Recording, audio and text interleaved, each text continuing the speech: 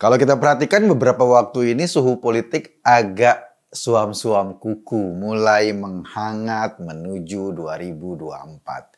Tapi gue nggak mau bahas hal-hal yang sifatnya nasional karena udah banyak dibahas. Gue pengen lihat atau pengen cuplik satu aktor politik yang sekarang pelan-pelan kayaknya mulai mencari posisi. Ini anaknya Pak Jokowi, namanya Gibran. Mas Gibran ini kan sekarang posisinya sebagai wali kota di Solo, Jawa Tengah. Dan kemarin bertepatan dengan acara partai, sekolah partai di PDIP. Sekarang juga ada Rakernas. Gibran sowan ke Bu Mega, ketemu Mbak Puan. Dia juga sowan ke Pak Prabowo, ngobrol ngalor ngidul, diajarin naik kuda. Dan ada yang menarik ini, para senior politik ini mengusulkan kepada Gibran. Katanya dia didorong untuk maju jadi gubernur.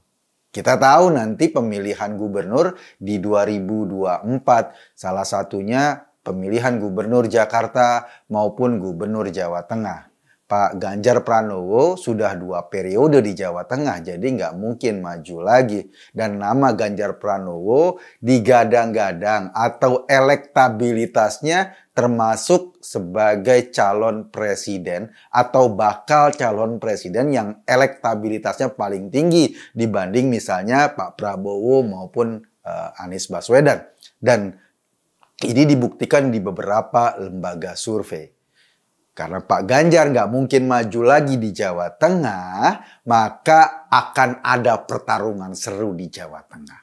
Tetapi kabarnya ada 2 pilihan Gibran untuk maju sebagai gubernur. Pilihan pertama di Jawa Tengah, memang dia basisnya di Solo. Tetapi ada juga yang mendorong dia untuk maju di Pilkada Jakarta. Nah, ini pasti akan seru banget kalau Pilkada Jakarta yang menjadi ajang tempur baru seorang Gibran. Iya sih, dia di Solo belum lama menjabat sebagai wali kota. Dan ketika dia naik sebagai wali kota, kota Solo itu juga terkena dampak pandemi. Nggak gampang mengatur sebuah strategi pembangunan di tengah tekanan ekonomi yang sedemikian keras. Semuanya kena imbas termasuk Solo, Jakarta, Jawa Tengah, dan lain-lain. Tetapi yang menarik, nah ini menariknya. Kemarin dia baru saja berhasil membawa atau memboyong kebudayaan Solo di Prancis. Sebuah jalan di Prancis itu ditutup untuk ditampilkan sebuah kebudayaan adiluhung dari kebudayaan Jawa dan asalnya dari Solo. Anggun tampil di sebuah jalanan Prancis dan orang-orang di Eropa melihat, gile, ada sebuah pentas kebudayaan yang di belahan dunia lain dan ini betapa indahnya. Keberhasilan itu bukan main-main loh. Orang berdecak kagum tanpa woro-woro yang gede, tanpa mengeluarkan biaya yang sampai hampir triliunan. Dia jalan pelan-pelan untuk membangkitkan ekonomi kota Solo. Bahkan ketemu sama petinggi Louis Vuitton untuk bekerja sama agar batik-batik dari kota Solo bisa bekerja sama dengan Louis Vuitton untuk didesain menjadi pakaian yang memang brandnya udah dikenal di seluruh dunia.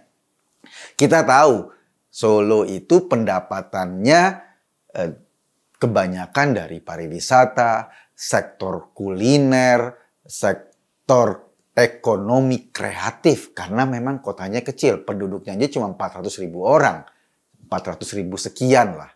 Jadi langkah ini luar biasa. Sementara baru aja di Jakarta digelar Formula E yang komitmen fee-nya aja 560 miliar. Nambah lagi, tambah 90 miliar lagi. Ujung-ujungnya 600 sekian miliar yang harus dikeluarkan oleh Pemda DKI dengan hasil yang ya boleh dibilang begitu-begitu aja sih. Gibran menurut survei namanya cukup bagus kalau dia maju di Jawa Tengah. Carta Politika misalnya menilai atau hasil survei dari Carta Politika menempatkan Gibran sebagai calon dengan elektabilitas tertinggi, sekitar 28%. Bahkan wakilnya Ganjar Pranowo sekarang, Muhammad Yassin Maimun, itu cuma 11%. Agak terpaut jauh sama Gibran. Dan orang yang katanya juga mau maju sebagai gubernur Jawa Tengah dari PDIP, wali kota Semarang, cuma 6%.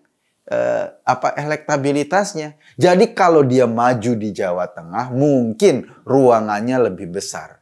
Tapi, nah ini tapinya, Jakarta kayaknya lebih menarik buat Gibran. Kota besar ini memang membutuhkan sentuhan manajemen yang lebih tertata. Orang-orang yang mampu membawa Jakarta ke pentas dunia tanpa harus buang-buang duit. Seperti Formula E. Di PDIP, kan Gibran dari PDIP. Di PDIP itu ada 2 kandidat yang selalu disebut-sebut mau didorong maju di Jakarta. Yang pertama Bu Tri Risma Maharini yang sekarang jabatannya sebagai Mensos. Kabarnya dia juga bisa atau disiapkan untuk bertarung di Pilkada serentak Jakarta 2024. Dan yang kedua adalah Gibran. Nah, tergantung nanti pilihan atau keputusan dari PDIP. Iya sih, peluang Gibran menang di Jawa Tengah jauh lebih tinggi. Tetapi pertanyaannya, tantangan di Jakarta jauh lebih seru kayaknya. Mungkin saja anak muda ini yang suka dengan tantangan lebih memilih sebuah pertarungan yang lebih seru. Dan PDIP berkepentingan untuk bertarung lagi di Jakarta setelah kekalahan dramatis dan tragis yang menimpa Ahok pada 2017 lalu. Kita tahu saat itu politik identitas, politik ayat dan mayat itu bertaburan cuma untuk menumbangkan seorang Ahok dan mengakibatkan Anies Baswedan jadi gubernur Jakarta. Dengan kondisi pilkada yang paling brutal, kondisi pilkada yang paling menakutkan, kondisi pilkada yang saling mengkopar-kapirkan, tentu saja itu menjadi catatan buruk bagi Indonesia. Dan Anies saat itu atau sampai saat ini dikenal sebagai bapak politik identitas. Dialah orang yang memanfaatkan politik dengan manipulasi agama sampai maksimal. Dan dia berhasil duduk sebagai gubernur Jakarta. Dan PDI yang waktu itu dikalahkan dengan tragis sampai Ahok yang masuk penjara, tentu akan melihat pertarungan Jakarta ini sebagai pertarungan seru untuk membuktikan dirinya sebagai partai. Dia juga punya kader-kader potensial. Bu Risma, Gibran yang mungkin akan bertarung. Lalu kemana Pak Anies? Kita tahu Anies kan baru 1 periode di Jakarta. Dia punya peluang untuk bertarung lagi, melanjutkan periode berikutnya sebagai gubernur Jakarta. Tapi, dia kan juga digadang-gadang mau didorong sebagai calon presiden. Kalau kita lihat waktu antara Pilpres dan Pilkada memang agak berjauhan. Pilpres itu sekitar awal-awal tahun 2024 ya, Februari atau Maret. Sementara Pilkada itu sekitar Oktober. Mungkin nggak Anies bertempur di 2 medan perang sekaligus? Pertama misalnya dia bertempur di Pilpres, dan kalau dia kalah, dia akan bertempur lagi di Jakarta. Mungkin saja. Tapi akan seru ini. Serunya kenapa? Serunya bakal ada pertarungan ulang antara gerombolan yang membawa politik identitas sebagai cara untuk menduduki kursi-kursi kekuasaan dan orang-orang yang tetap menjadikan politik cuma sekedar tradisi 5 tahunan. Kita-kita ini yang sangat muak dengan politik identitas. melihat pilkada, pilpres itu cuma tradisi 5 tahunan. Setiap 5 tahun kita akan mengalami itu, mungkin beda pendapat, tapi setelah itu kita bisa berangkulan kembali untuk membangun Indonesia. Akan berbeda dengan kelompok-kelompok khilafah, akan berbeda dengan FPI, akan berbeda dengan gerombolan-gerombolan pengasong agama. Mereka melihat setiap momentum politik untuk menyalurkan hasrat brutalnya menjajakan agama sebagai bungkus kekuasaan. Gerombolan ini yang selalu berbahaya bagi masa depan Indonesia. Dan kita tahu gerombolan ini sekarang berafiliasi kemana?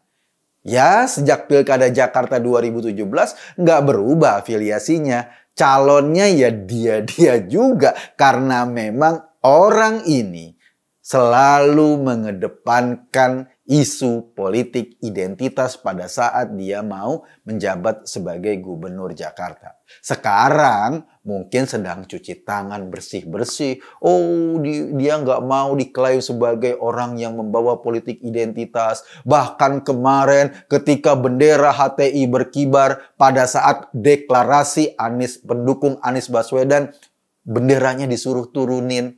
Tapi kan nggak bisa dibohongin bahwa yang deklarasi saat itu ya orang-orang HTI, ya orang-orang FPI, ya mantan napi teroris yang mendukung Anies Baswedan. Dan itu nggak bisa ditutupi begitu saja. Perkiraan gua, kayaknya Gibran akan didorong untuk bertempur lawan Anies Baswedan di Jakarta pada 2024. Kalau Anies Baswedan maju sebagai capres dan kalah.